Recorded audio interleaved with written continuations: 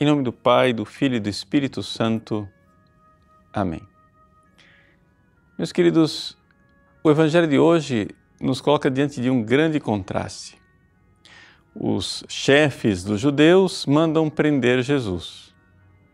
Já os soldados que foram lá para prender Jesus não conseguiram prendê-lo porque ficaram fascinados com a sua palavra. O contraste da humildade e da soberba. A humildade dos soldados que foram lá e ouviram Jesus e não somente não o prendem, como o defendem, falam da sublimidade de sua pregação. E a terrível reação dos chefes dos judeus que não creem, não são capazes de crer por causa de sua própria soberba. Jesus já havia chamado a atenção. Como podeis crer, vós que dais glória uns aos outros? Soberba, humildade. O tempo da Quaresma é um tempo de nós praticarmos a nossa humildade.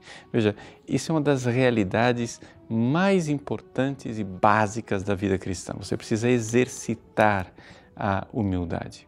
E aqui quer dizer o seguinte: a humildade é a verdade, como costumava dizer Santa Teresa d'Ávila. Viver o tempo de Quaresma é ver a nossa fragilidade. Veja, como assim? O que as práticas da Quaresma lembram da nossa fragilidade? Bom, comecemos pela prática da oração. Na prática da oração você pratica a humildade, porque não é possível você rezar sem antes você se rebaixar diante de Deus. Tem muita gente que tem dificuldade de rezar, de se concentrar na oração, exatamente porque não faz isso antes. Não se encontra com a sua própria miséria. Veja, você não vai se encontrar com Deus se você não se encontrar antes com você. Se você vai rezar assim, como o publicano, altivo, cheio de você mesmo, etc., como o grande santo, veja, eu sou um místico, Deus vai me elevar. Meu irmão, você não vai conseguir rezar desse jeito, você vai conseguir fazer teatro, mas rezar não. Só tem um jeito de rezar, é você se humilhar diante de Deus.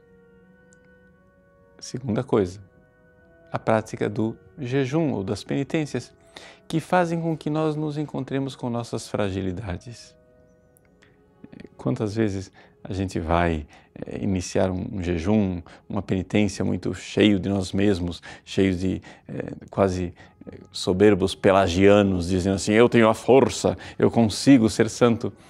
E no meio do caminho, uma dor de cabeça com o jejum, uma fraqueza, uma vontade de comer, uma irritação com o irmão que faz barulho, mostra a nossa miséria, a nossa fragilidade, como nós de fato somos fracos e como o nosso corpo realmente é muito frágil. A mínima penitência, nós já começamos a espernear. Isso também nos humilha, não é? Nos humilha. Como é interessante nós vermos que os nossos defeitos nas práticas quaresmais, nossas imperfeições nos humilham e mostram, tiram a máscara, mostram realmente quem nós somos. E finalmente a caridade.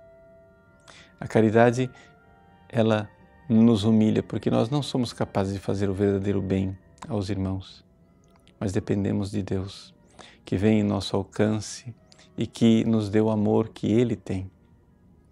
A caridade, ela nos humilha porque faz com que nós vejamos que o irmão a quem nós estamos ajudando é um igual a nós, é parte de mim, ele faz parte de mim e vendo a sua miséria, vejo também a minha, eu sou somente um instrumento nas mãos de Deus. Então aí, nós vivemos a Quaresma.